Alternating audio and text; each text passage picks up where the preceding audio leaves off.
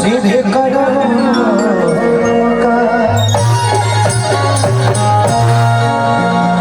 माँ की ज्योति से नूर मिलता, सबके दिलों को सुरूर मिलता है कि माँ के दरबार में जो जाए खाली हाथ उसे कुछ न कुछ जरूर मिलता है।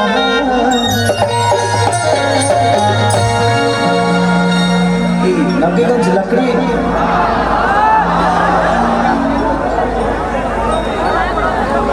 अच्छा लकड़ीगंज में ही पड़ेगा ना, लकड़ी नबीगंज पड़ा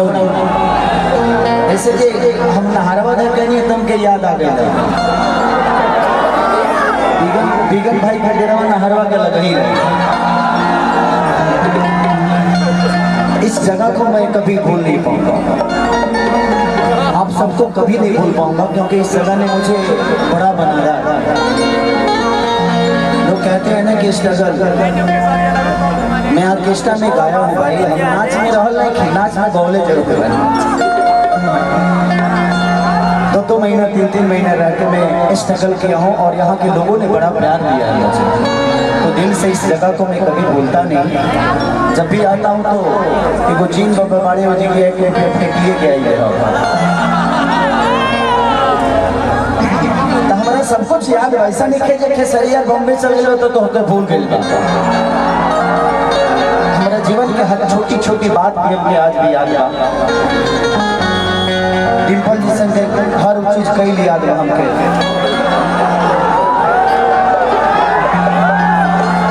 क्योंकि कमवा कई का याद बा, सब कुछ कमवे में आवेला कि पन्नवा से पातर फूलवा से लाज हई मोर माई महारानिया रे। लेकिन एकरा पहले सबसे विशेष बात बता देना चाहते हैं कि आज के दिन जो हमने खाती बा, बहुत दिन बाद हम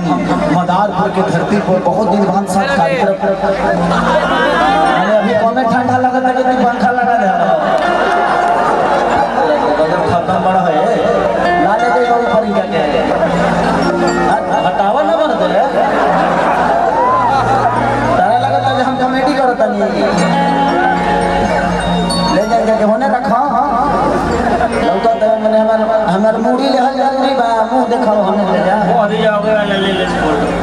तो विकास भैया को दिल से प्रणाम कि आज मेरी पुराने धरती पे आपने मुझे और मोनू भाई को दिल से धन्यवाद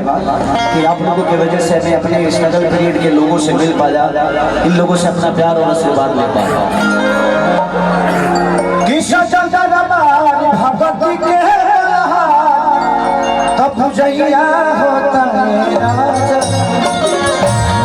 थोड़ा सा पीछे हो जाइए आप लोग, सब लोग एंजॉय करें, बस मजा आ। 1 2 3 4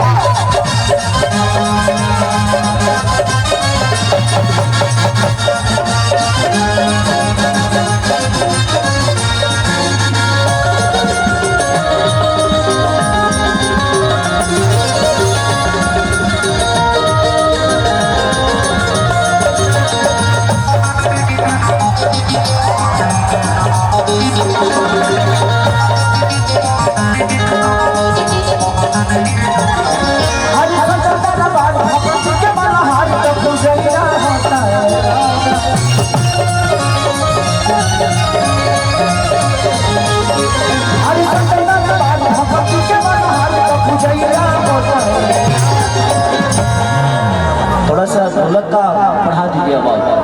मॉनिटर में ढोलक की आवाज नहीं आ रही है, थोड़ा सा देखिए ना साउंड ऑपरेटर, तबला में और ढोलक में दोनों में बढ़ा दीजिए। बढ़ाइए बढ़ाइए बढ़ाइए और बढ़ाइए और बढ़ाइए। हाँ हाँ हाँ कि नवत नदिया जाने लोग जागेला माइके लागल बारे माइके लागल बारे माइके लागल बारे निमिया पर झुलवा बजा में बाबा झुलवा माइके लागल बारे निमिया पर झुलवा बजा में बाबा झुलवा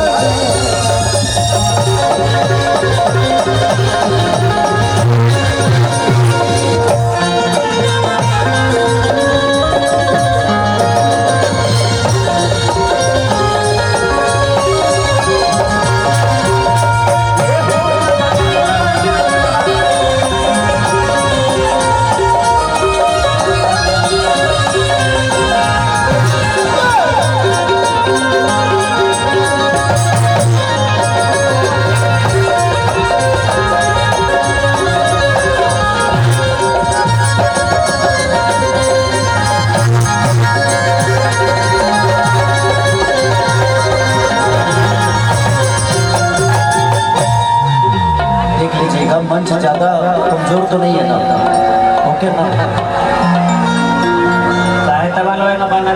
आज डिम्पल तो उदास कहे बड़ी आप जब बोलते हो तो सच्चे लगते हो और इस उदासी से ज्यादा हंसते हुए अच्छे लगते हो कितना लोग देखो लेकिन हमारे लिए आप हमेशा बेहतर करती है और अपने जीवन में भी बेहतर कर रही है। तो चिंता मत करो, मैं कुछ बोलने वाला नहीं।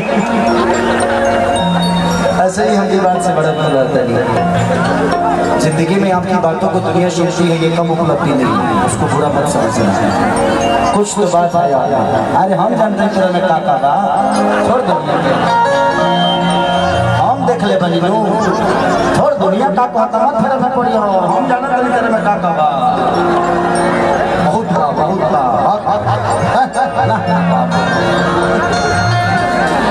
कि कल सब आएगा जही गवाएगा झूला झूले खाती दिन पर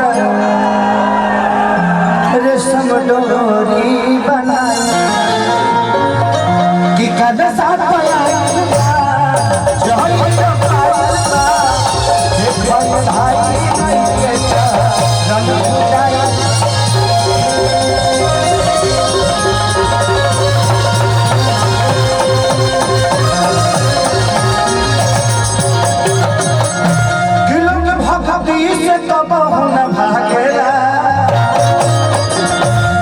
माइके लागल बारे माइके लागल बारे माइके लागल बारे निमिया पर झुलवा बजा में हवा झुलवा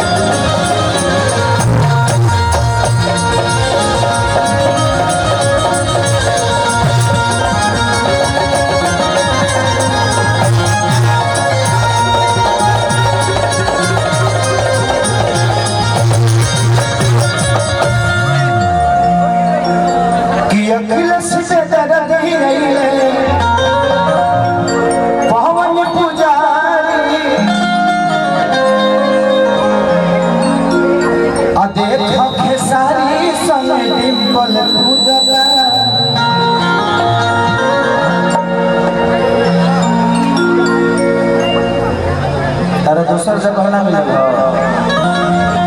कि अखिलेश पे दर्द ही नहीं बहुत उदास देखो के सारी समय पूजा